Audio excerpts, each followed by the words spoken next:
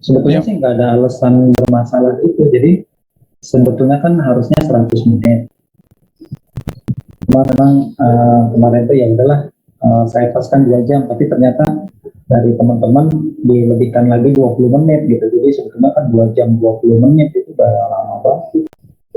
Jadi kalau ngumpulinnya 5 menit sebelum itu ya kalau ada masalah jaringan ya pasti begitu. Jelek. Ya, salah saya juga sih Pak. Iya kan udah kan anak 2000 ini kan 2019 ya, 2020 kan udah pengalaman dari sebelum-sebelumnya, harusnya tahu yang efektif. Sebetulnya alokasi waktu yang itunya kan 100 menit, 100 menit itu kan sejam 40 menit. Jadi kalau misalnya kuliah epsilon itu sampai 2 jam berarti kan ada lebih 20 menit ke 2 jam itu. Terus UTS itu diperpanjang lagi 20 menit. Jadi totalnya itu hampir sejam. Jadi kalau misalnya ada yang telat ya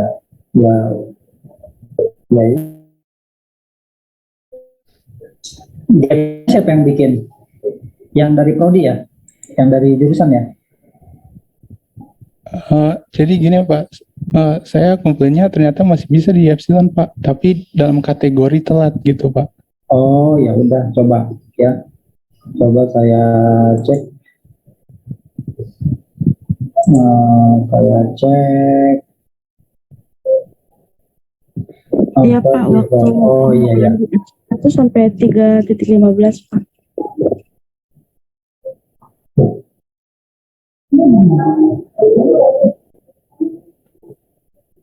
Oh ya, nanti saya tanyakan nanti. Apakah kira-kira saya harus ulang lagi, Pak? Ya nggak usah, tinggal cari kumpulan itunya aja. Aduh.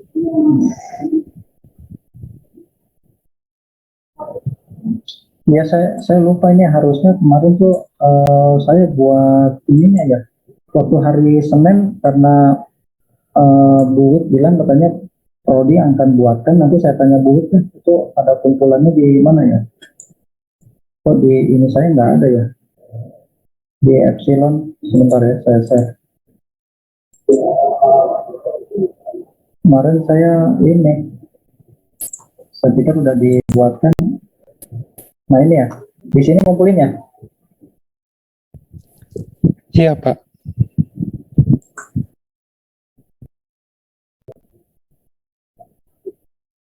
Ini soalnya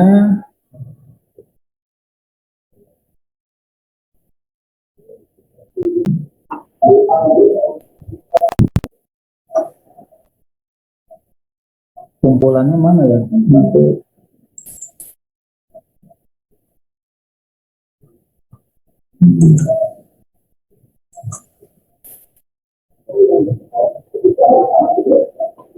nanti saya tanya ini deh. Nanti saya tanya ini dulu. Bu dulu. Baik Pak.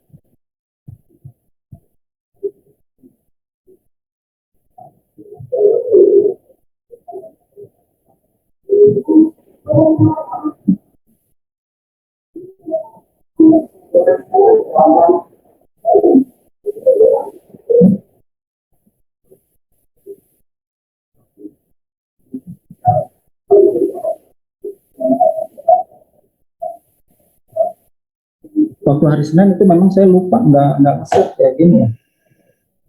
Bukan lupa sih, saya pikir itu semua udah dibuatkan oleh Prodi karena kita sudah menyerahkan soal itunya. Tapi nanti saya tanyain lagi ya.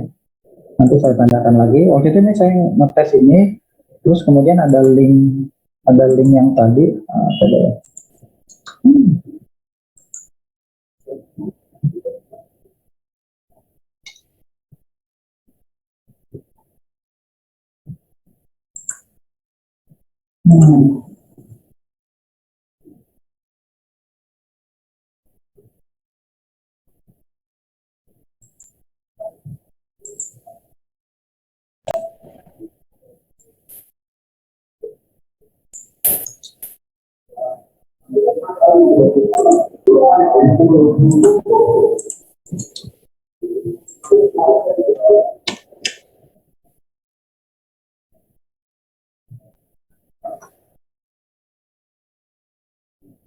Oke, kalau gitu nanti saya ini ya, nanti itunya saya minta ke Bu Widya. Kayaknya sih dikumpulnya bukan di Epsilon. Karena kalau di Epsilon nggak ada ini saya belum membuka di Epsilon pengumpulannya mana-mana ini. Kayaknya mengumpulkan di sini ya. Semuanya mengumpulkan ke sini ya. https://s:// garis miring SID garis miring lembar jawaban UTS 115 ya. Benar nggak? Semua ngumpulnya di Epsilon, Pak. Iya Pak, kalau yang tidak telat di Epsilon Pak. Oh, kalau yang telat di Epsilon, kalau yang nggak telat? Mohon maaf Ini, Pak. Pak, Gimana sih ini sih? Ya. Jadi kita semua ngumpulinnya di Epsilon, Pak. Oh iya ya, berarti bukan di Epsilon saya ya, mungkin di Epsilon. Oh ya, sebentar ya. Iya. Gimana? Ya, berarti udah makin ya ya.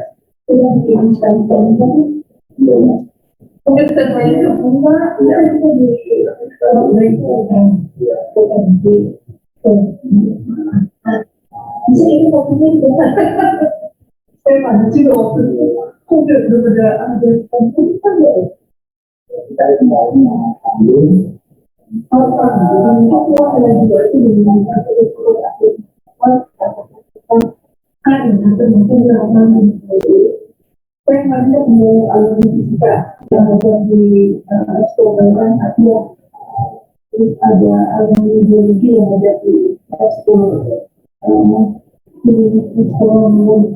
yang diundang ada itu guru-guru pemerintah orang tua universitas.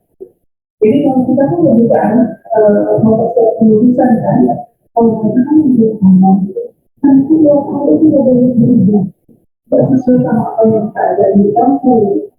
Makanya yang saya itu sebenarnya kan ternyata di lapangan itu seperti ini. Jadi mungkin kita, saya bilang tuh ke anak-anak yang kemarin itu yang juga apa, karena ada kita bangun sampai di Burundi. Jadi nanti mereka caranya untuk lama, kita yang mau memasangkan konsep di kampus. Lalu siapa yang mau mudah-mudahan ada tapi mereka udah bagus-bagus, mereka kan dijembreng terus mereka. Pertemuan ini kita ya, ada untuk info apa yang baik untuk membantu kita. Ya, siap-siap. Ada pun banyak kegiatan. Mohon maaf kegiatan itu. Terus kemudian untuk nanti kami mau mengambil tadi dari studi Pak Rudi dari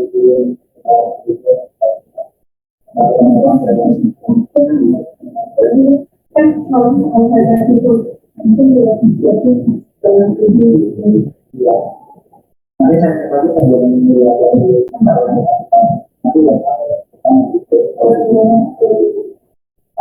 itu mungkin ibaratnya kalau jadi saya mungkin sama Pak Rudi ini kalau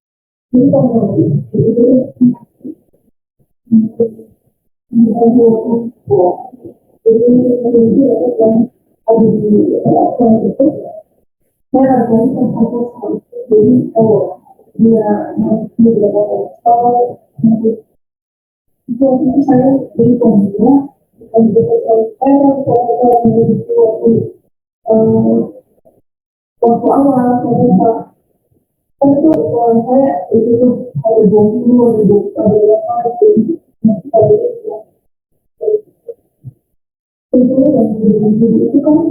ada waktu itu saya mengingatkan untuk menjadi dialihkan jadi satu mungkin jadi menjadi mungkin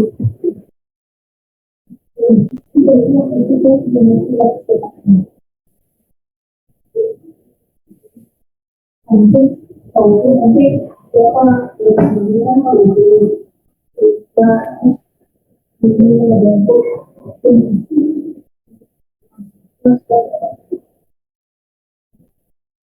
nanti uangnya nanti Nanti keuangan juga nggak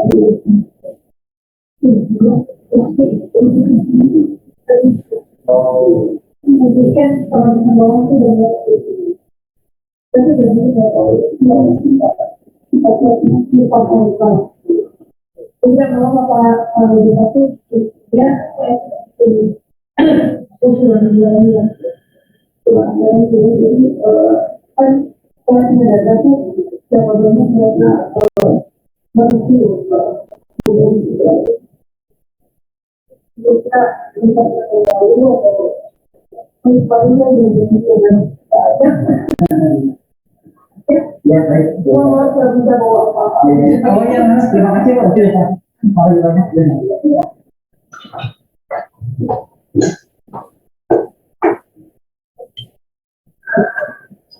Baik, itunya di Epsilon ya. Jadi semuanya ya. Nanti saya tanya ke ini, ya, saya juga itu dulu sih. Udah kemarin karena udah dikumpulin di Prodi. Nanti saya tanyakan ya. Gitu. Kemudian ada yang mau telat berarti cuma satu orang aja. Iya Pak. Iya. Ya Pak. Tapi semua udah kumpul ke Epsilon Pak. Iya. Baik. Nanti saya cek ya. Kayaknya mungkin oleh Prodi dibuatnya khusus Epsilon yang terkait dengan IPS. Ya, nanti saya cek. Baik, mana ya? Oh, bukan yang ini.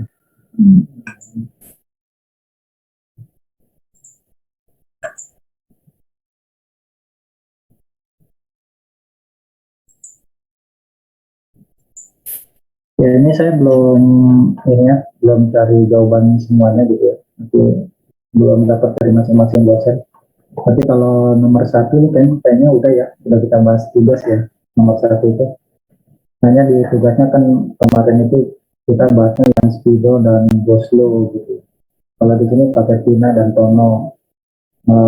Waktu itu kan kita membahasnya si yang pergi itu Spido ya, yang diambil ini Goslo dari buku survei ya.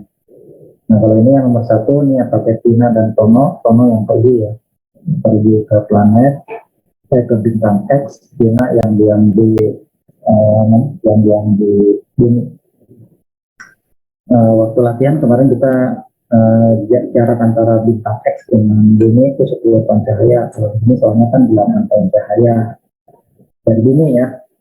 Tono melakukan perjalanan ke bintang X. Nah ini kemarin naik-naiknya masih 8C, kayaknya ini 0,8 kali ya maksudnya ya. Mudah-mudahan direvisi ya. Ada yang menggunakan 8 atau gimana? Masih tetap 8 atau dirubah jadi 0,8? Dirubah jadi 0,8 Pak. Oh iya, Pak. 8. Iya, jadi 0,8 ya. Jadi 0,8 kecepatannya umur ini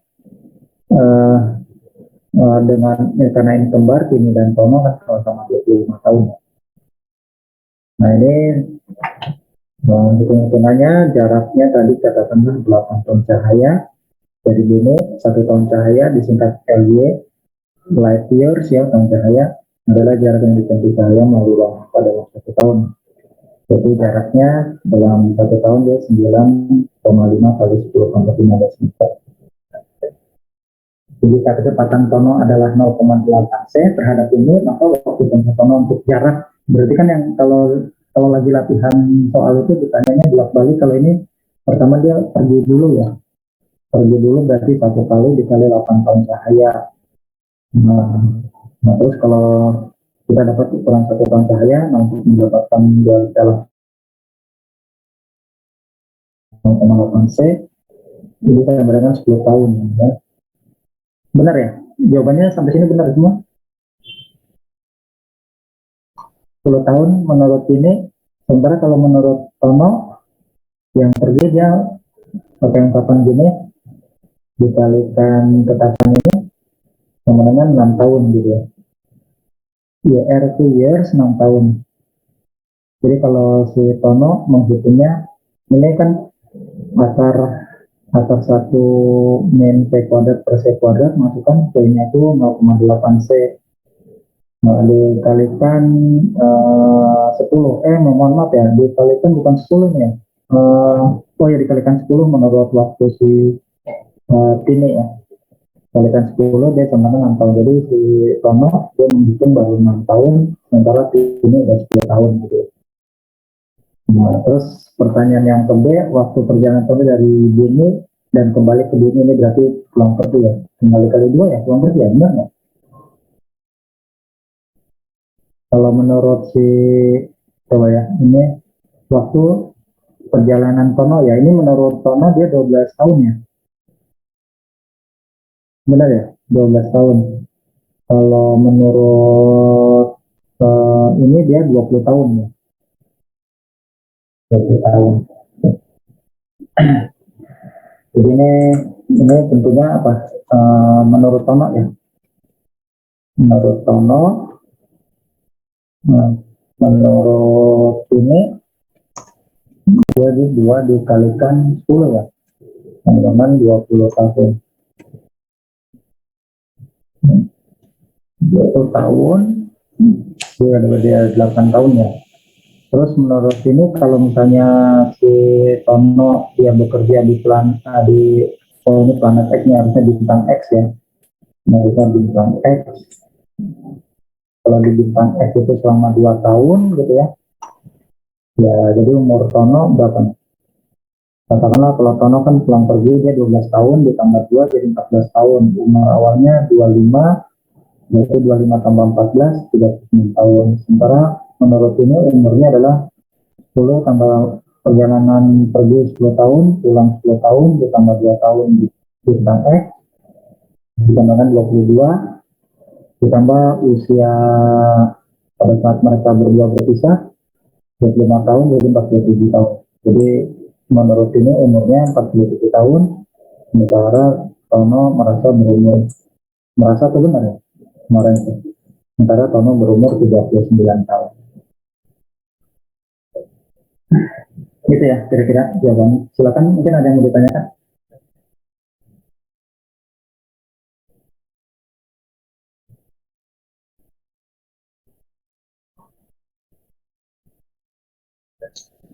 Buka, kalau sendiri saya buka masker aja.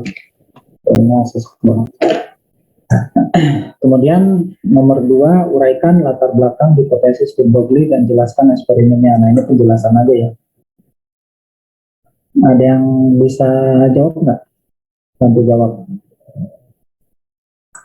Di sini yang di bawah saya aja saya langsung Muhammad Ray. Ada nggak Muhammad Ray? Raihan. Ada Pak. Iya. Apa latar belakang hipotesis de Broglie?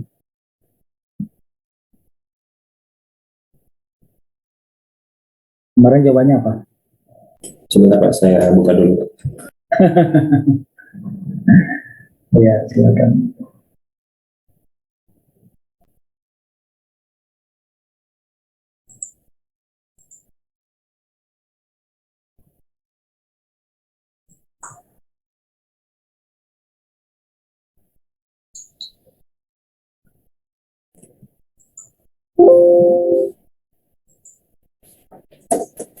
Pada tahun 1923, Thomson menemukan bahwa cahaya memiliki sifat kembar sebagai gelombang dan sebagai partikel. Iya. Peristiwa itu didasari karena menurut teori kuantum, cahaya dipandang sebagai berkas-berkas energi yang dikenal sebagai foton. Kemudian pada tahun 1934, Louis de Broglie mengajukan postulat bahwa materi yang mempunyai sifat partikel dapat berperilaku sebagai gelombang. Kemudian pada tahun 1937, Davidson dan Garmer dalam percobaannya secara bebas meyakinkan hipotesis de Broglie dengan menunjukkan berkas terdifraksi. Bila berkas itu dihamburkan oleh kisi atom yang teratur dari suatu kristal. Oke. Sudah? Sudah Pak? Ya, baik. Sebetulnya pertanyaan ini adalah latar belakang hipotesis de Broglie, ya. Tadi yang kamu sampaikan itu adalah hipotesis Broglie, kan? Dasar-dasar hipotesis Broglie ini. Tapi maksudnya latar belakang itu permasalahan, harusnya latar belakang masalah, ya. Permasalahan apa yang kemudian hipotesis Broglie menyampaikan hipotesisnya. Jadi ini harusnya mengacu pada kelemahan ataupun kekurangan ataupun ketidaktahuan dari model yang ada. Kemarin kan lebih bahas model atom Bohr gitu ya. Model atom Bohr itu dia kelemahannya apa, ya kan? Kelemahannya apa kemarin model atom Bohr? Nah itu dijelaskan. Kan model atom Bohr dia bicara model atom seperti planet ya, model planet, di mana elektron bergerak dalam kondisi stabil pada lintasannya. Dia bisa berpindah lintasan dengan cara menyerap ataupun melepaskan energi dan sebagainya. Nah, kestabilan dia sebagai satu partikel itu bentuknya seperti apa? Kalau planet, ya katakanlah secara umum bumi dengan bulan itu bermuatan atau bukan sih? Misalnya kalau kita mengacu pada planet, bulan dan bumi itu bermuatan nggak sih? Bermuatan totalnya itu dia berupa ion atau muatan netral? Benda netral atau benda bermuatan? Bulan dengan bumi itu.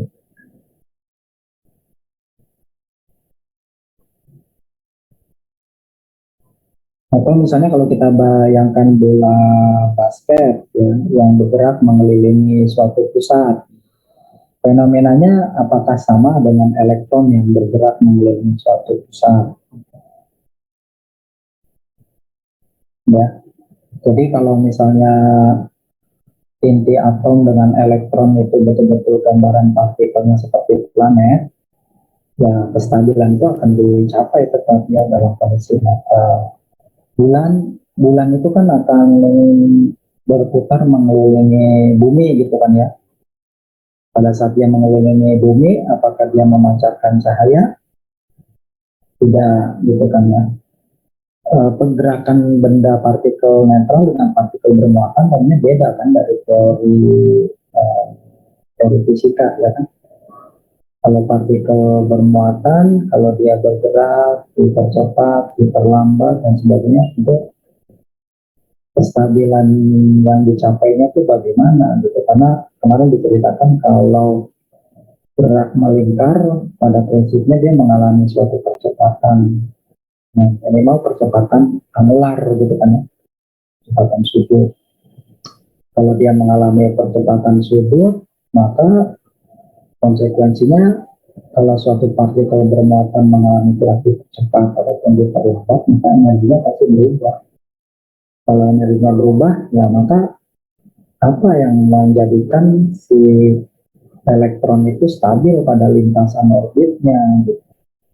Itu kan pertanyaan-pertanyaan itu yang belum bisa terjawab. Ditambah lagi kasus bahwa ternyata model atom Bohr itu kan punya cocok untuk atom-atom ringan, hidrogen, gitu ya, helium dan sebagainya. Tapi kalau untuk elektron dengan jumlah atom banyak itu tidak bisa menjelaskan. Atau juga spektrum yang bisa diamati dengan menggunakan model atom Bohr itu kan terbatas, gitu ya. Spektrum yang lebih halus lagi itu tidak bisa dijelaskan dengan model atom Bohr. Dan belum lagi intensitas energi yang dipancarkan oleh berdasarkan model atom Bohr, ya itu kan hanya tahu misalnya pada percobaan Balmer kita kan tahu itu warna misalnya ungu, merah, biru, hijau gitu ya. Tapi kalau untuk spektrum yang lain tuh bagaimana? Nah, terus ada kenapa merah lebih lebar? Ya, terus kenapa ungu lebih sempit dan jadi intensitasnya beda-beda gitu kan.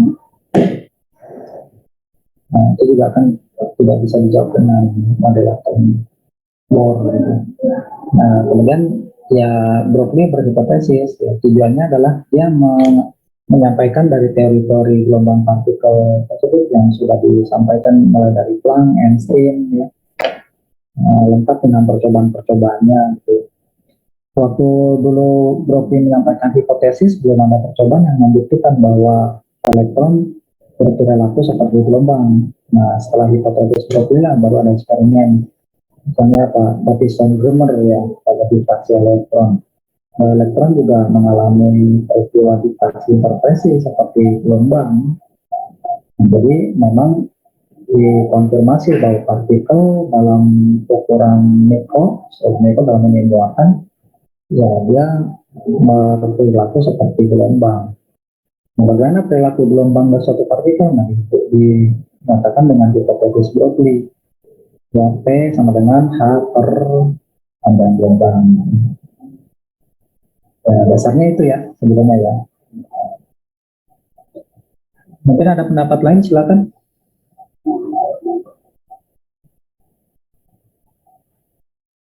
Ada pendapat lain?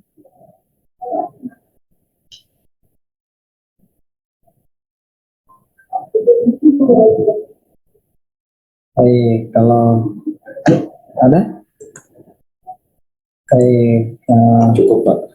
ya baik. Kalau yang B, ya ini saudara inikan saja ya, integralkan saja, ya, integralkan, kemudian normalisasi, maka saudara akan dapatkan nilai substitusi X-nya, saudara akan dapatkan nilai A-nya, tetapannya.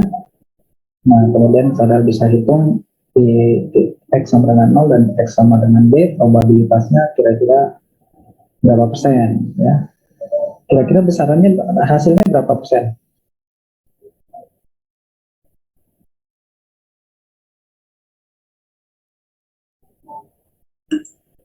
Ini kita integralkan ya.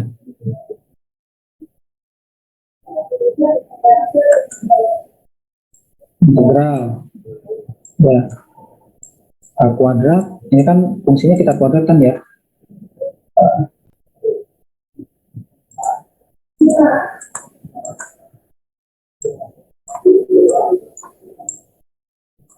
Ini ya.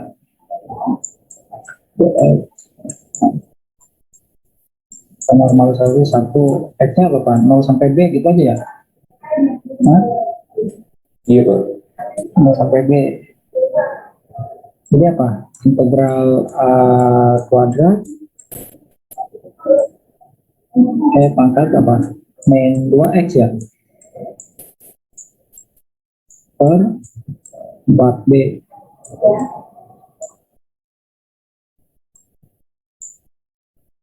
Ya, kan 1. Ini apa nih? Kalau diintegralkan ini berapa nih? Yang ini berapa? Diintegralkan eksponensial 2X.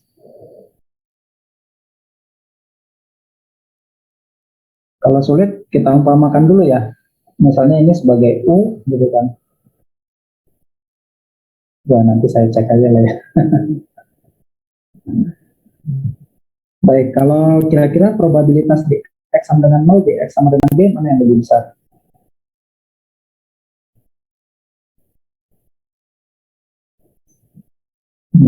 Ini dari hasil ini kita dapatkan nilai A, gitu ya.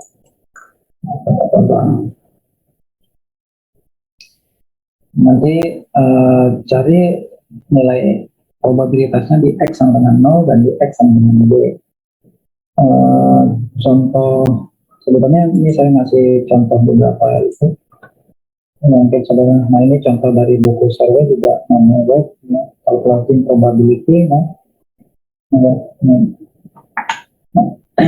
ya, menemukan interval dari min X sampai X0 ya, integral probability-nya ya.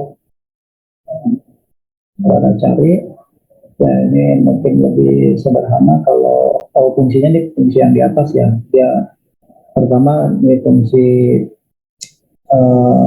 gelombang partikelnya seperti ini, C eksponensial min X per X0 gitu. Kemudian saudara cari dulu nilai C-nya, ini hasil integrasi dapat C-nya sama dengan 1 per akar X0. Ya. Nah, kemudian untuk menemukan probabilitasnya ini kita cari, ya, dapat dari sini, ya, nilai probabilitasnya di nilai X tertentu ini ada 0,86 atau sekitar 86,5%. Nah, nanti coba bandingkan di X sama dengan 0 dan di X sama dengan B. Gitu.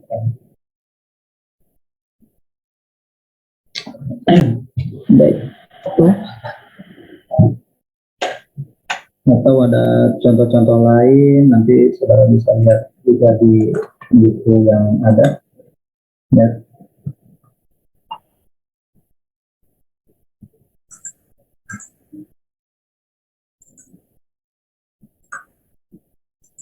Baik, kemudian nomor 3 terkait dengan hamburan konton, ya. Ya, ini saudara masukkan saja ke perumusan, ya. Hamburan konton, ya, mudah-mudahan insya Allah bisa semua, ya. Kemudian kalau yang nomor 4 terkait dengan, ini contoh-contohnya juga ada banyak, ya. Nomor 4, tuliskan persamaan Schrödinger yang bergantung pada waktu dan tidak bergantung waktu. Ini saya rasa juga bisa dikerjakan, ya. Kemudian tinggal lihat di buku aja, yang tidak bergantung pada waktu berarti yang ditinjau nanti hanya dalam ruang saja, ya. Misalnya untuk 1 dimensi dalam ruang X saja, P-nya dianggap konstan, gitu, ya. Kalau yang mohon maaf, kalau yang bergantung waktu dan tidak bergantung waktu, ya. Kalau yang tidak bergantung waktu yang tadi, yang X-nya dianggap P-nya dianggap konstan, ya. Kalau yang ini nanti ada komponen ruang dan komponen waktu. Terus dihitung misalnya partikel di dalam suatu sumber potensial yang tingginya tak hingga antara X sama dengan 0 sampai L. Ini juga di banyak literatur sudah disampaikan, dan ini bisa ambil contoh.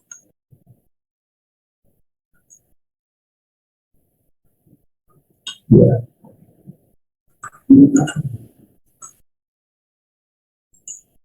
Dan yang contoh dari buku Kepler, gitu, ya. Kurang lebih kan sama seperti ini.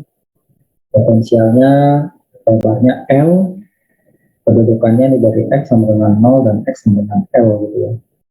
Ininya kita asumsikan tak hingga, gitu, ya. Solusinya kemarin kita lihat sebenarnya solusinya ada yang komponen A sin KX dan B cos KX, tapi kita terapkan syarat batas, nanti yang hanya memberikan makna fisis hanya solusi yang A sin KX, ya. A sin KX ini substitusi, nanti kita dapatkan nilai energi, ya, seperti ini, ya.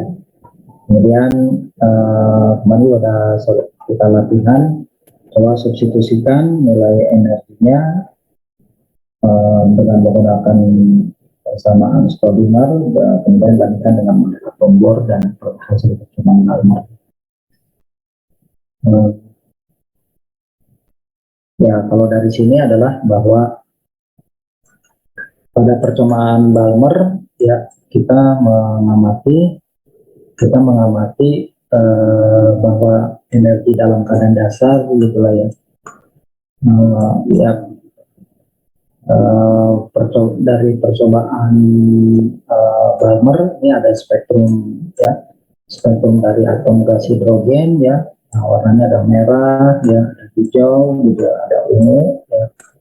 Kemudian dari Balmer juga dalam perhitungannya hasil percobaan menunjukkan bahwa dalam keadaan dasar energinya adalah minus 13,6 elektron volt, ya. Dan ini juga dimodelkan oleh model atom Bohr, gitu, ya. Kalau ini adalah eksperimen, ya, eksperimen yang dilakukan oleh Balmer dan teman-temannya. Ini model atom Bohr yang secara dengan menggunakan model planet, ya, dia bisa mendapatkan nilai E yang sama, ya, dengan nilai ini. Nah, kemudian dengan persamaan Schrödinger, ya, persamaan Schrödinger untuk kasus potensialnya adalah sampai tak hingga, ya, dengan persamaan Schrödinger. Ini sekali lagi, persamaan Schrödinger hanya bisa diselesaikan jika pertama kita tentukan dulu bentuk potensialnya, ya. Yang pertama tentukan dulu bentuk potensial seperti apa, ya. Setelah itu yang nomor 2 baru ukuran potensialnya, ya. Bentuk potensial yang pertama kali kita lihat itu adalah berupa sumur tak hingga, ya. Dalam kasus ini adalah sumur tak hingga. Itu adalah model yang kita buat untuk kemudian kita masukkan ke dalam persamaan Schrödinger. Nah, persamaan Schrödinger itu kan ada fungsi potensialnya. Nah, potensialnya harus kita masukkan dulu. Sebelum dimasukkan tentunya harus kita tentukan dulu bentuknya mau bentuk apa. Oke, kita tinggal satu dimensi persegi dengan tingginya adalah setelah bentuknya pokoknya sumur persegi tak hingga, nanti bentuknya ukurannya bentuknya sumur persegi, ukurannya dia tak hingga dan lebarnya L. Jadi ini lebar, ya, ini tingginya, ya. Ukurannya ada lebar, ada tinggi, kan ini bentuknya adalah potensial satu dimensi, ya, persegi. Jadi ada tinggi, ada lebar. Tingginya asumsikan tak hingga, lebarnya misalnya L, gitu ya. Nah, dari persamaan Schrödinger ini kita peroleh nilai E-nya seperti ini, ya. Kalau dimasukkan, kemarin sudah kita masukkan, misalnya ambil L-nya berapa kemarin, misalnya kita coba L-nya 0,5 Armstrong gitu ya. Hasilnya E-nya kira-kira memang tidak sampai 13,6 tapi lebih besar, ya. Sekitar berapa kemarin tuh? 30 berapa gitu ya. Ya, tapi kesimpulannya adalah ini energi dalam kadar besar artinya dalam elektron volt, bukan mega elektron volt, bukan kilo elektron volt, bukan juga giga elektron volt, tapi elektron volt. Artinya model persamaan Schrödinger ini memiliki tingkat Orde yang sama dengan Balmer maupun model Orde. Nah, jadi dengan demikian kemudian kita melihat, oh berarti ini kalau nilainya belum pas dengan hasil percobaan ataupun model atom Bohr, ini berarti ada sesuatu yang harus kita modifikasi. Modifikasi yang pertama adalah tentunya pertama tidak mungkin ada sumur potensial yang tak hingga, itu nggak mungkin. Kenapa alasannya tidak mungkin yang tak hingga? Karena pada dasarnya setiap atom itu bisa membentuk suatu ikatan. Nah, ikatan atom itu kan terjadi karena adanya interaksi antara elektron terluar, gitu ya.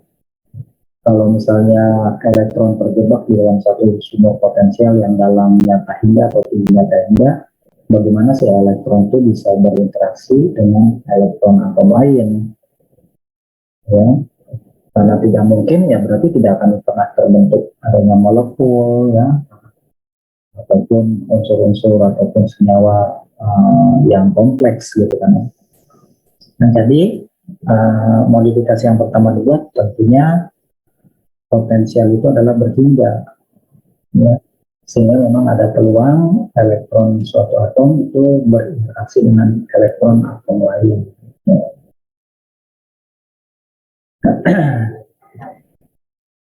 Ya, gitu ya.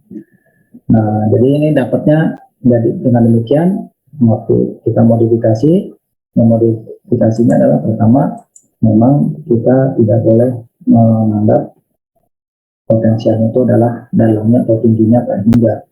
Maka kita perbaiki dengan perumusan potensial yang tak hingga.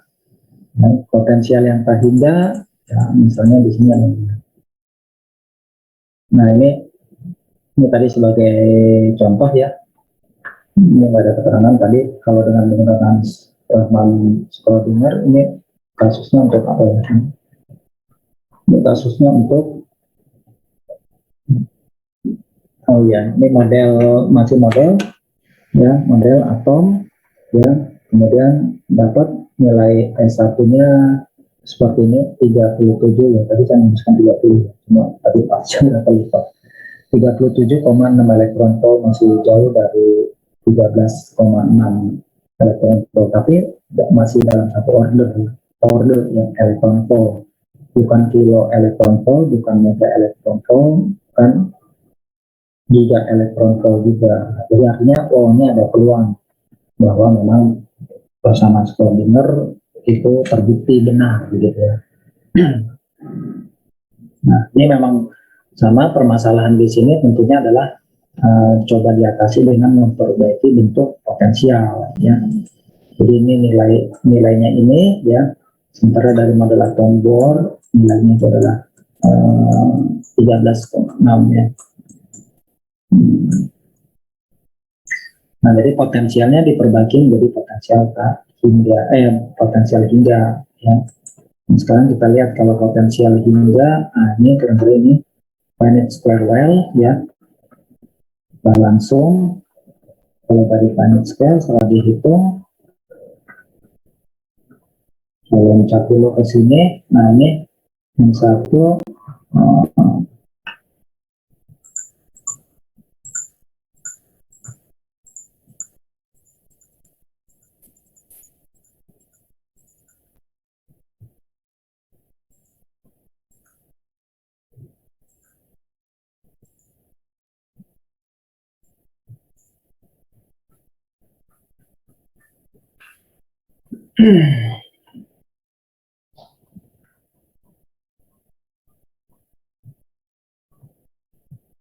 nah ini saya ambil dari buku Survey ya. Halo, masih dengerin nggak? Masih Pak. Ya, masih Pak. Ya, mendengar masih bosan, masih mendengarkan ya. Nah, sekarang coba ini model untuk potensial hingga ya. Misalnya hingga potensialnya tingginya misalnya P0 gitu ya. Nah, ya, kita lihat kondisi yang ada di dalam sumur, karena nanti kalau yang tak berhingga ternyata ini menarik.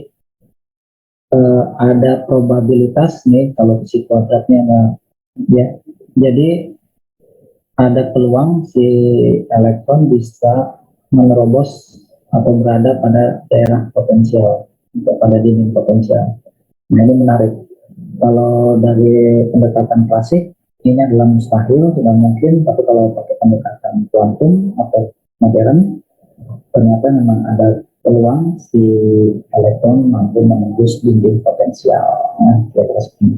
Nah, sekarang kita fokus dulu yang di dalam sumur, ya, nanti bentuk probabilitasnya seperti ini. Hasilnya kira-kira nanti dapat ini, Dn. Ya. Nah, sekarang coba hitung kira-kira dari sini berapa energi dalam keadaan dasar, yaitu N sama dengan 1, coba.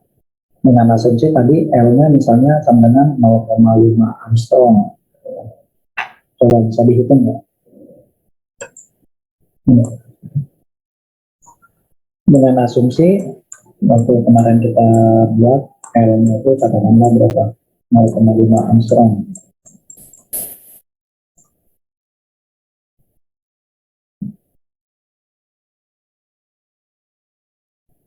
Betanya berapa di sini?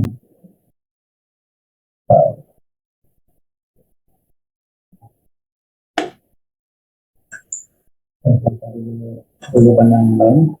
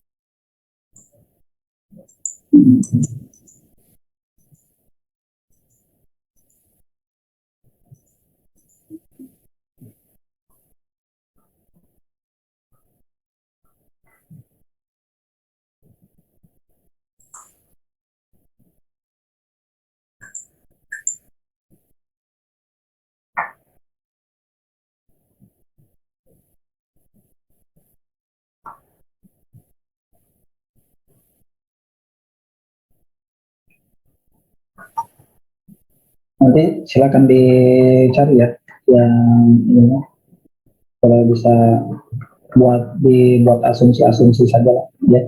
Untuk menentukan ini, untuk pertama buatkan aja asumsi, ya.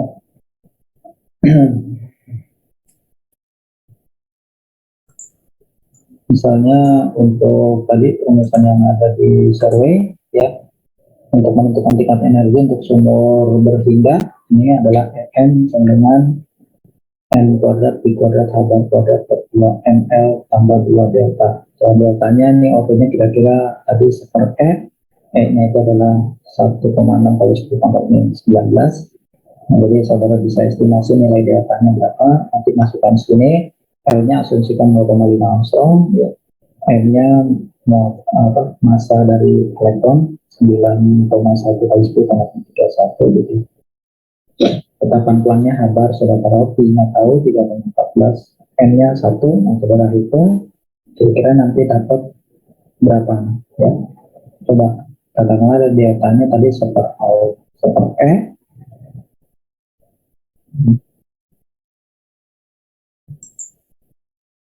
nah, deltanya ini sama dengan seper E,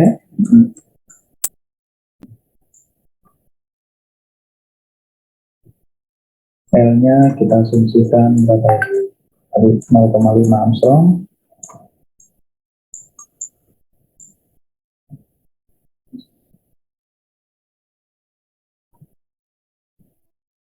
Hasilnya berapa? Silakan cari.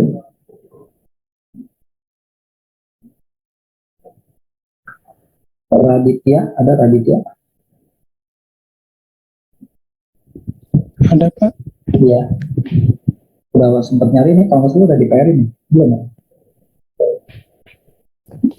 Bisa cari dengan cara cepat nggak? Coba dihitung kira-kira berapa. Kira-kira angkanya makin bagus atau enggak? Kalau tadi yang sumber potensial Tahimba, satunya itu kan dapat tadi berapa? 36,7 ya? Ya, 36,7 Pak. 36,7 ya, elektron volt. Kalau yang ini kira-kira nanti dapatnya berapa? Kalau E1.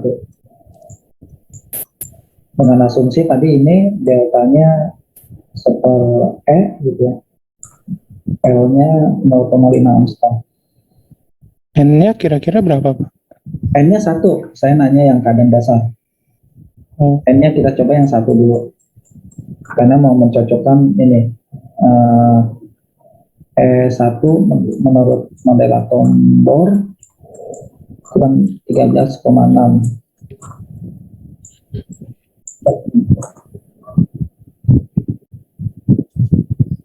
saya coba hitung Pak. Iya, coba.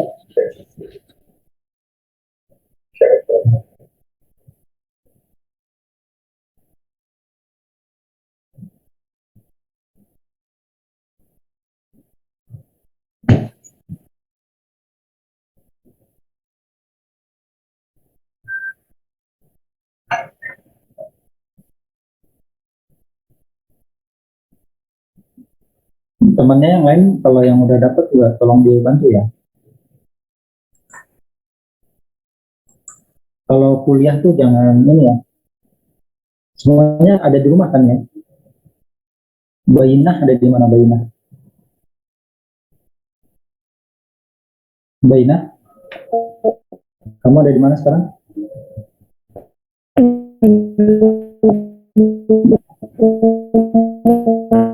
Putus-putus, suaranya dung dung dung dung gitu. Di mana kamu? Di rumah ya? Di rumah. Iya. Karena ini BDR ya, belajar di rumah, bukan belanja di. Safa, ada di mana Safa? Di rumah, Pak. Di rumah. Wah, ini bagus suaranya. Safa, suaranya jelas, bayinya nggak jelas. Siapa nih? Maria Belendina, ada di mana nih Maria?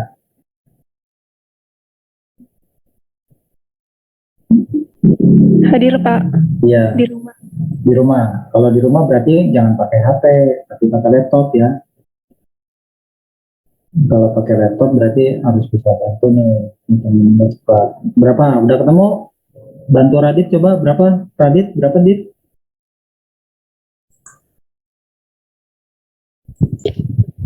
Sebentar Pak, yang untuk masa elektron itu 9,109 atau 9,11 Pak? Ya, Kayak pembulatan gitu. nanti pembulatan 9 juga kalau ragu-ragu bulatkan aja 9. 9 kali 10 pangkat minus 31 kilogram. Nanti kamu dapatnya joule ya. Energinya nanti dikonversi ke elektron volt. Oke Pak.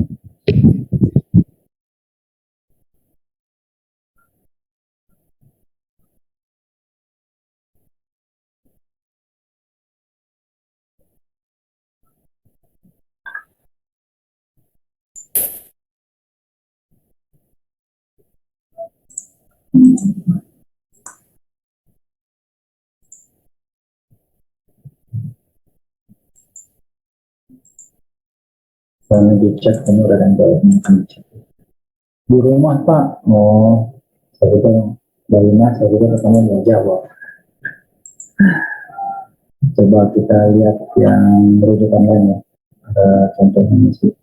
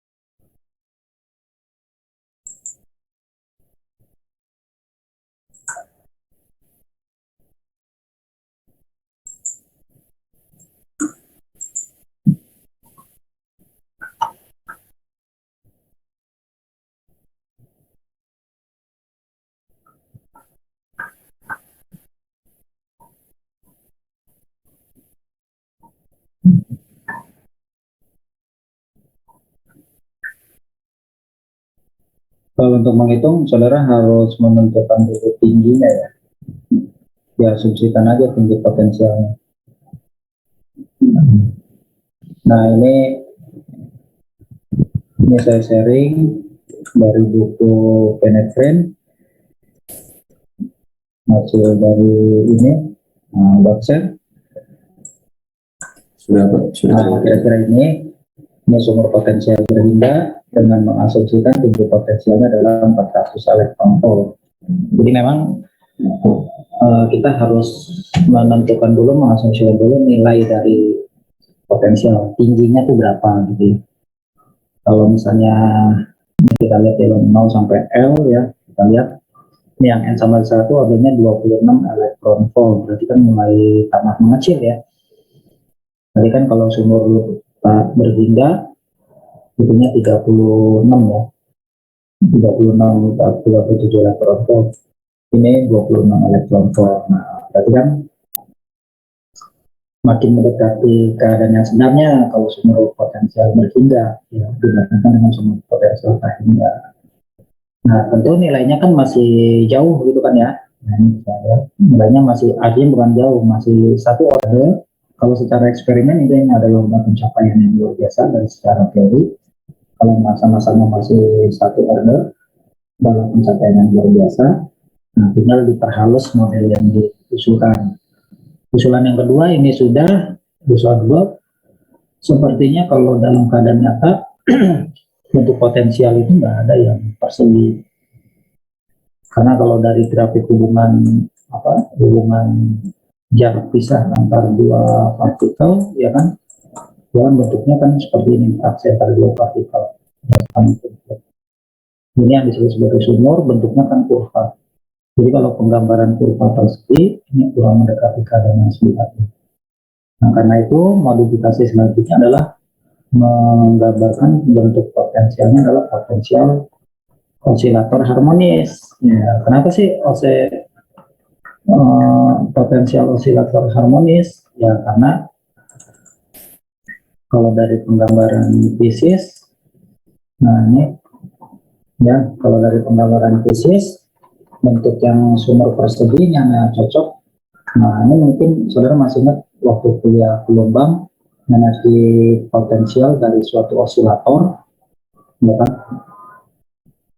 Dari suatu osilator, saudara masih ingat ya? Kalau misalnya ada bandul, kalau misalnya di plot, ya, ini terhadap energi, ya ini tentu energi potensialnya ya. Ini terhadap jarak, gitu ya.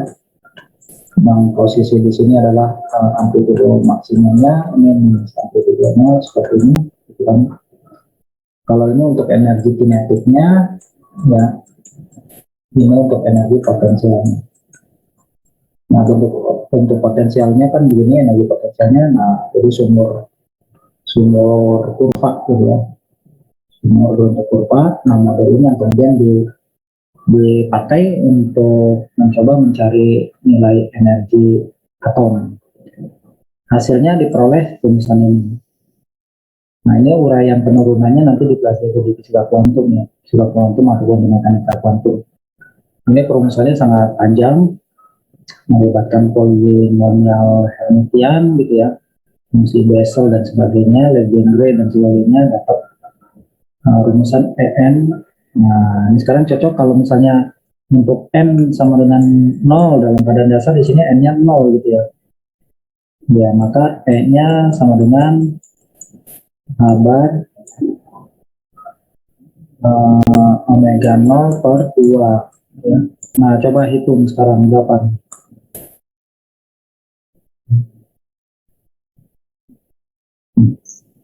Asumsikan frekuensinya apa? Misalnya, nilai frekuensinya diasumsikan kira-kira dalam keadaan dasar nilai H-nya berapa? Nilai nolnya itu berapa? Kok bagus banget.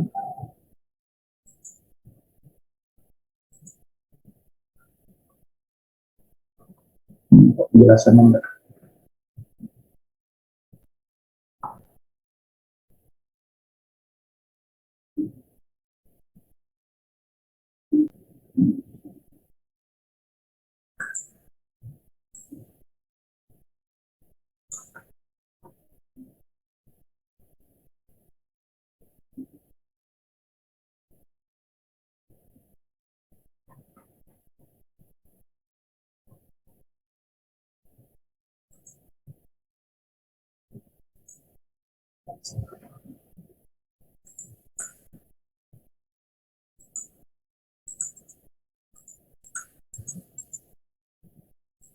Ya, nanti sebentar ya.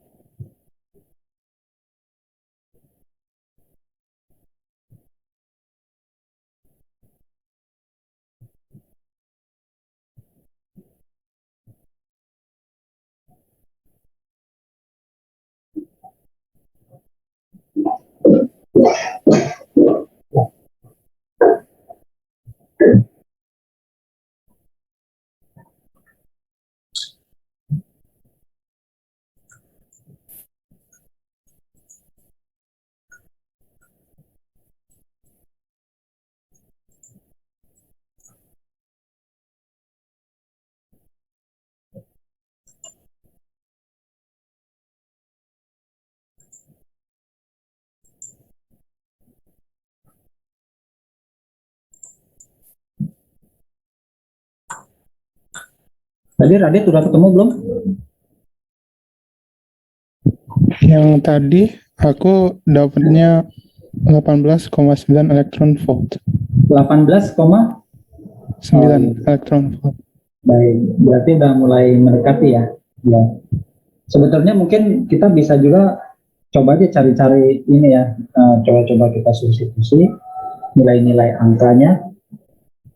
Misalnya nilai L yang bersesuaian, kalau tadi kan aslinya L-nya 0,5 Armstrong. Coba kalau dicari 0,1 Armstrong sampai dia dapat katakanlah misalnya 13,6. Makanya nanti kalau L-nya sekian Armstrong itu bersesuaian nggak dengan hasil pengerjaan eksperimen dan sebagainya. Nah, berarti kalau itu ternyata nggak bersesuaian, berarti kan harus ada yang dimodifikasi lagi gitu kan ya. Baik, tadi Radit dapat 18, sekian elektron volt, ya, tapi masih di atas 13,6 ya, dan dipakai untuk potensial osilator harmonis. Nah, coba kalau ini coba dicari berapa untuk E0 maupun S1-nya lah ya, kita coba. Karena nanti hasil dari model potensial harmonis itu nanti perumusan yang model Bohr untuk keadaan dasar itu yang cocoknya E0 ataukah S1 di sini. Nah, coba nanti cek ya. Baiklah.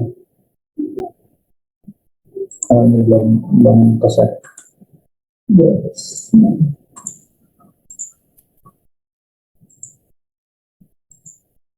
Ya. Nah, kira-kira untuk model atom model atom bor gitu ya. Nanti kira-kira cocoknya untuk nilai ini ya, apakah nilai ini coba di cross check ya. Untuk S1 dengan 13,6 ada kontrol.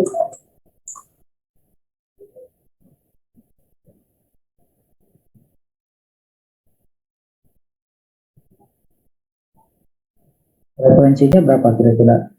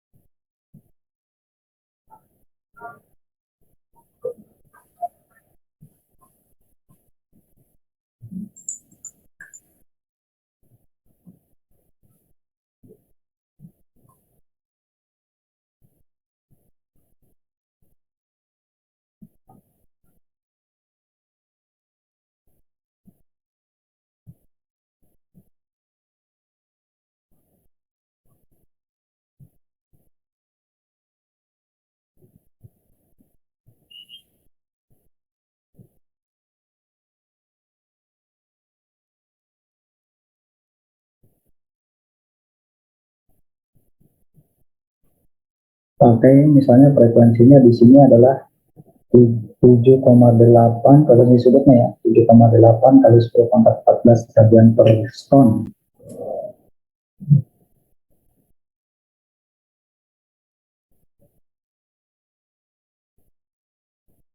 Kira-kira dapat berapa? Oh, pas Bapak belum Ya. terus share screen, Pak. Oh iya. Bentar ya.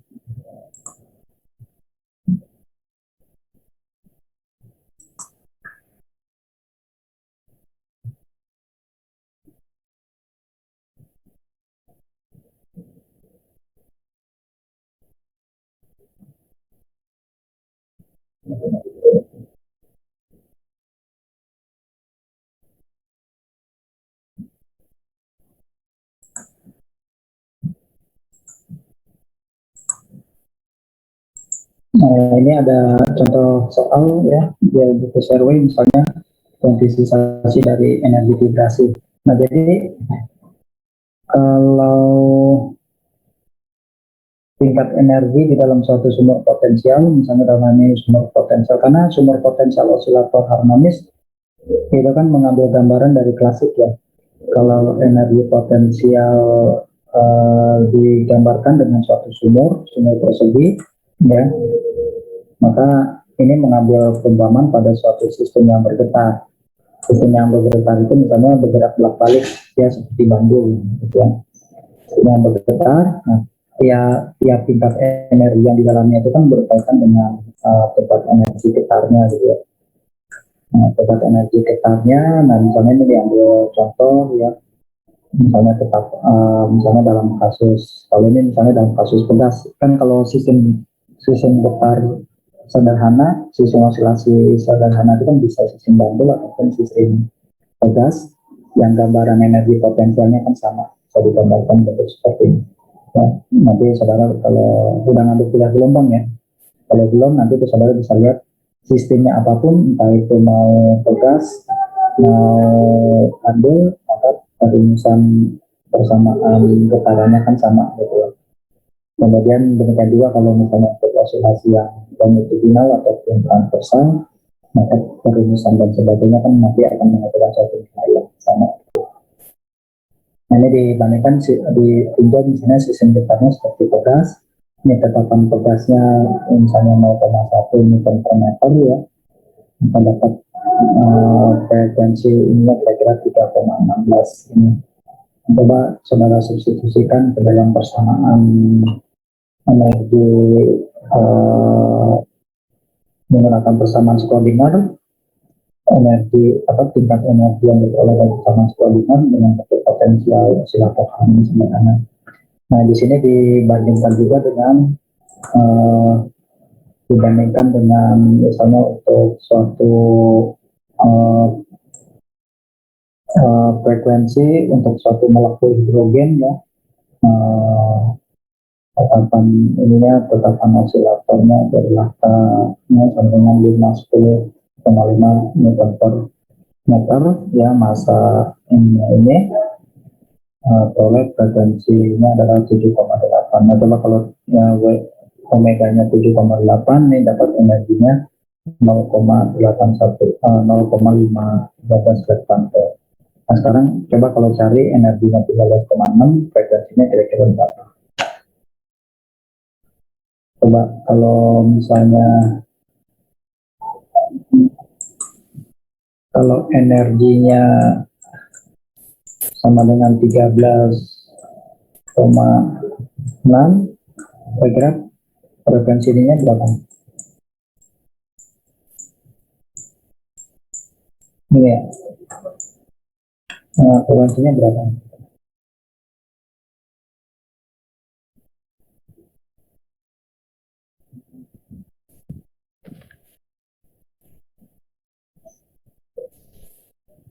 Pak, itu yang Ya. yang H pagar itu tetapan Planck kan, Pak? Iya, tetapan Planck. Ini kabar Planck.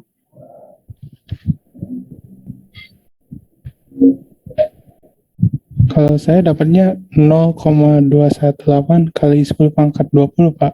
Kalau gitu. Iya, kira-kira itu masuk.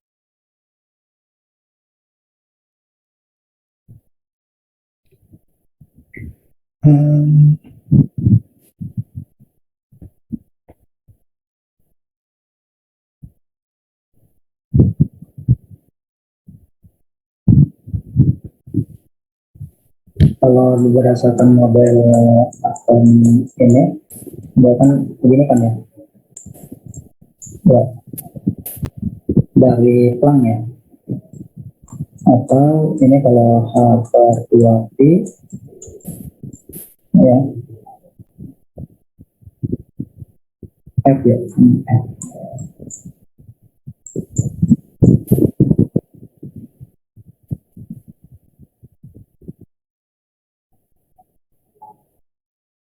Ini kan berarti kalau dikali 2Pi kan bisa ditulis ini kan, berarti H bar dikalikan 2Pi F. H bar omega, karena omega dengan 2Pi F ya.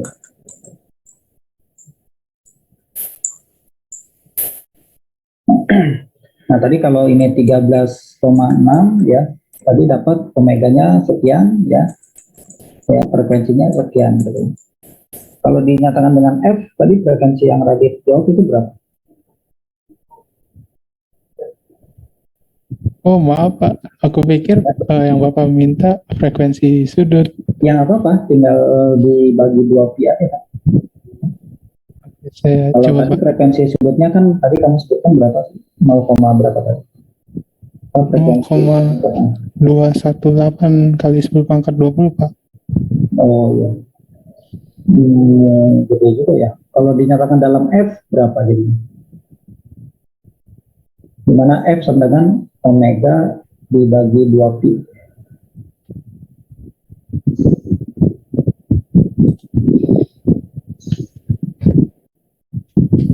Nol koma 034 kali 10 pangkat 20. Masih gede juga ya. Artinya Aku ya, maaf Pak. ya nggak apa-apa. Artinya elektron atom dalam keadaan dasar kan, kalau misalnya atom hidrogen yang tereksitasi kita kan melihat warnanya merah dan seterusnya. Tapi itu kan tidak dalam keadaan dasar ya. Dalam keadaan dasar berarti kan dia frekuensinya harus lebih kecil lagi dari minimal dari merah gitu ya. Jadi kami dapat 10 pangkat 20 gitu ya. Saya konsen pada pangkatnya dia 10 pangkat 20 gitu. Baik, nah apa yang bisa kita simpulkan tadi dari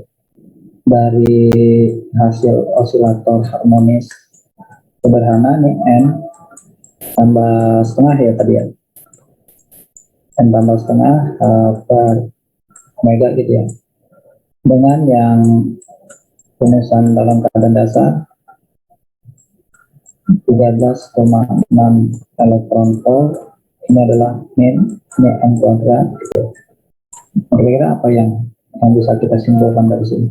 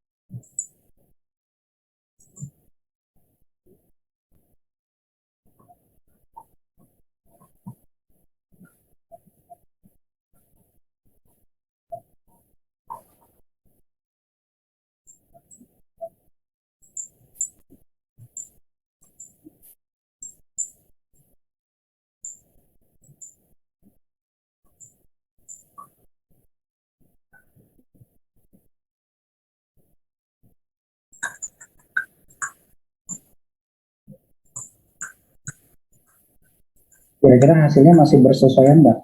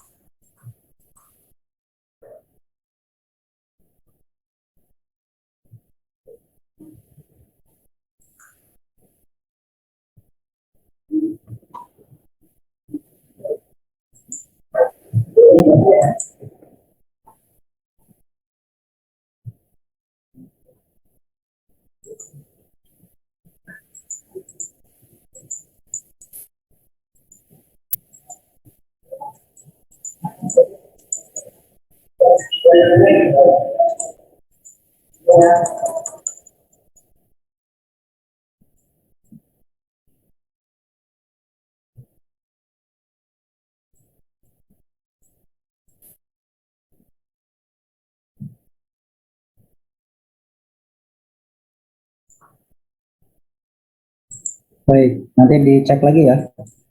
Nanti dicek lagi hasilnya tetap masih nanti ada model-model tadi yang disampaikan nanti kemudian diperbaiki kembali ya, model model osilasi, model potensial osilator, kemudian dijadikan sebagai bentuk model yang sesungguhnya, kemudian nanti ditambahkan lagi dengan teori selanjutnya yaitu untuk kasus 3 dimensi ya. Jadi yang tadi kasus 1 dimensi, saudara nanti bisa lihat kesesuaian antara model atom bor dengan bentuk persamaan Schrödinger dengan bentuk potensial osilator harmonis sederhana.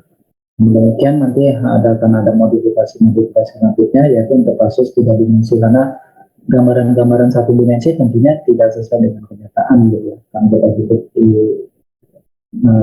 dunia 3 dimensi, bahkan tidak ada yang percaya ada 4 dimensi atau lebih gitu ya. Maka potensialnya pun harus mengikuti kondisi yang sesungguhnya. Pertama disesuaikan dulu bentuk potensial 3 dimensi berbentuk kubus gitu ya.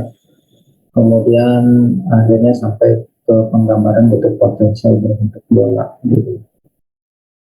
Bola pada akhirnya dipilih sebagai bentuk potensial yang sesungguhnya, mengingat bahwa sifat potensial itu adalah sifatnya sentral sama segala arah ya. Hasil kajian analisis selanjutnya menunjukkan bahwa dengan bentuk potensial bola itu kita mampu menjawab semua permasalahan yang berkaitan dengan struktur atom. Baik, itu mungkin yang bisa saya sampaikan hari ini. Nanti akan kita bahas kembali diskusi kita terkait dengan persamaan Schrödinger. Tentunya persamaan Schrödinger yang 3 dimensi, walaupun nanti akan kita bahas lagi yang 1 dimensi yang kaitannya tadi perbandingan antara pembuktian persamaan Schrödinger dengan bentuk potensial osilator harmonis sederhana. Ini akan kita bahas kembali. Baik, ada yang mau ditanyakan silakan.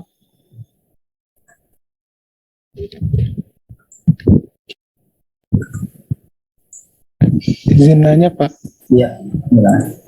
untuk yang frekuensi sudut, kadang-kadang aku suka bingung kapan kita pakai yang frekuensi sudut sama dengan akar K per M dan kapan kita pakai 2pi kali frekuensi. Ya sebetulnya sih sama aja. Memang ada ini kan sebetulnya sama aja. Akar K per M.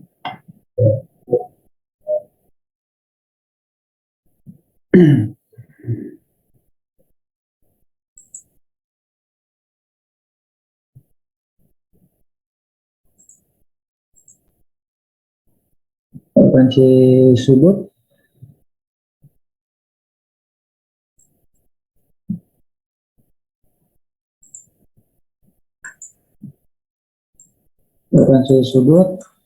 dinyatakan 2 PF gitu ya. Kemudian ada juga yang menyatakan dengan akar K per M ya.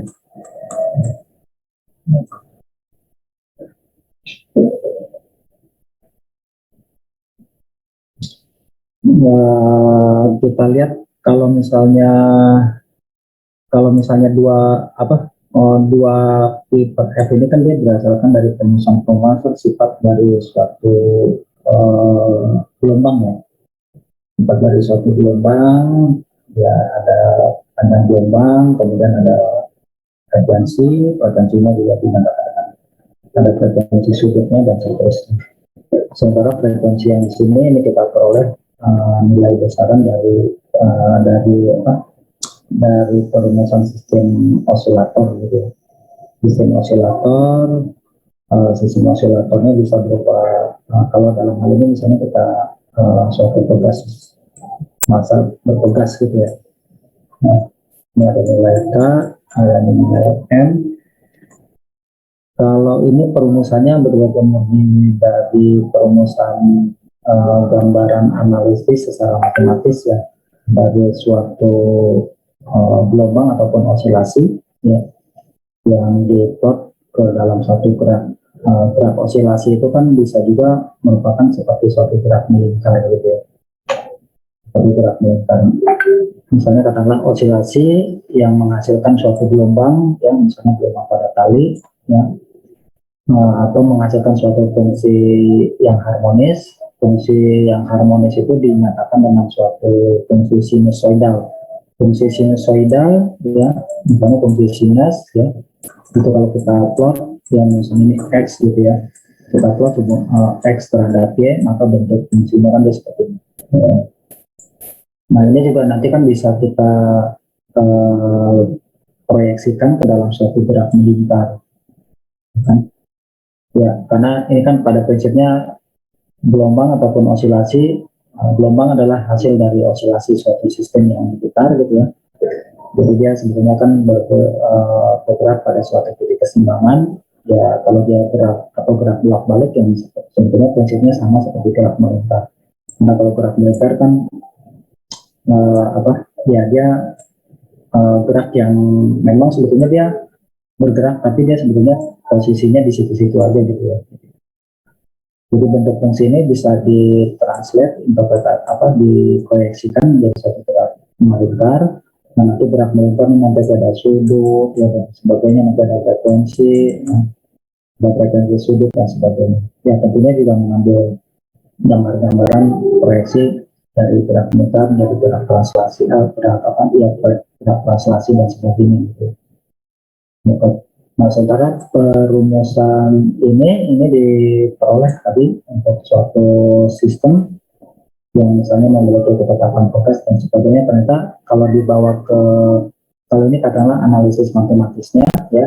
Kalau yang ini kalau dikaitkan dengan sistemnya, ya, maka ternyata frekuensi itu setara dengan K per M, gitu ya.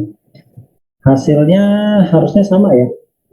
Kira-kira bisa kita cari nggak kalau K itu apa sih? K itu apa? Biasanya konstanta pegas, Pak. Konstanta pegas itu satuannya apa sih? Newton per meter ya? Ya, Pak. Ini dari hukum Hooke ya? Hukum Hooke kita dapat ini ya, K per X gitu ya? Seperti itu ya? Ya kan? Ya benar Pak. Ya, berarti kalau ini kita masukkan satuannya, sebentar ya, Newton. Ini kalau kita masukkan dimensinya gitu ya, K itu kan berarti Newton per meter. Kalau yang massa itu katakanlah kilogram gitu ya. Iya, kilogram ya. Newton per meter kilogram. Kalau Newton itu satuannya apa? Kilogram meter per detik kuadrat ya. Massa dikalikan kecepatan ya, percepatan. Ya, benar ya. Ya benar Pak. Berarti ini kalau kita substitusikan kita dapat satuan seper s kuadrat ya, detik kuadrat ya.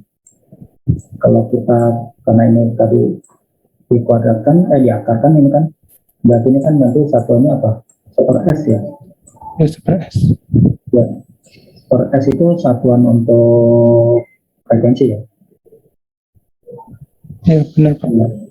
Jadi prinsipnya sebetulnya bukan kapan kita pakai ini, kapan kita pakai ini. Prinsipnya sebetulnya bahwa perumusan ini dengan ini adalah identik sama gitu. Perumusan kita bisa menggunakan manapun gitu. Kalau ini perumusannya berdasarkan dari, kalau tadi saya sampaikan ini dari sistem osilasi yang memang tadi kita gambarkan. Misalnya ini pada masa berbekas, ada ketetapan bekas dalam masanya. Oh ternyata akar dari ketetapan bekas dengan masanya ini sama dengan frekuensi, karena satuannya sama nih seperti detik. Gitu. Demikian juga kalau yang ini perumusan secara analitis matematis ya, dari suatu gerak osilasi kita dapatkan. Ya jadi prinsipnya bahwa ini dengan ini adalah identik. Ya, itu ya jawaban saya. Baik Pak, terima kasih Ya, Pak. Paham Pak. Baik, nanti kita diskusikan aja dia. Ya, baik, itu saja mungkin yang bisa disampaikan. Terima kasih atas perhatiannya. Untuk menutup perkuliahan kita, mari sama-sama kita mengucapkan hamdalah. Alhamdulillahirrahmanirrahim. Terima kasih. Wassalamualaikum warahmatullahi wabarakatuh. Waalaikumsalam warahmatullahi wabarakatuh. Waalaikumsalam warahmatullahi Waalaikumsalam. Terima kasih Pak. Terima kasih, Pak. Jangan lab dulu ya, saya mau print screen dulu sebagai bukti ini. Ya, boleh sekarang lab, silakan. Terima kasih Pak. Ya, sama-sama.